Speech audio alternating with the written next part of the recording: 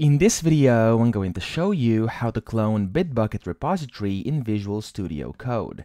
So the first thing you want to do, you want to go to bitbucket.org, their official website, and you want to sign into your account, or of course create one in case you don't have one yet. Now here, this is going to be the dashboard, and then the first thing you're going to want to do is you want to click on repositories up here, and then you want to click on create repository. So after you do this, you'll have to give it a name, so you can give it a project name or you can just select one. For me, I'm just going to give it a name. I'm gonna go and do a sample for this one.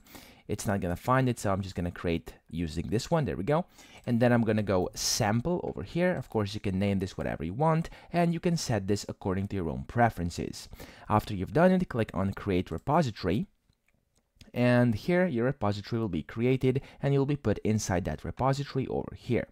Now, the next important thing is you have to click on clone up top right over here. So click clone, and then you'll get this link over here. Click on copy, make sure it says HTTPS up here, click on copy, and then you can either click on clone in VS Code, or what I would recommend you do is you want to open up your VS Code, and then here on the left, click on source control, so this place over here, and then click on clone repository. In case this button is not showing for you and it says you have to download Git, make sure you simply download Git. It's very easy. You're gonna get the link over here. It's gonna direct you to their website. Simply download the latest version for your operating system and then install that and you'll be good to go. Just refresh your program and then it's gonna start working.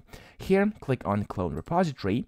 And then up here, it's gonna basically put you into the search bar. You wanna paste in your link like this, and then you wanna press enter. And then you'll have to select the folder you would like to create your repository in. I'm just gonna create it inside my downloads folder for now over here, but of course you can select whatever you want. Then click on select as repository destination.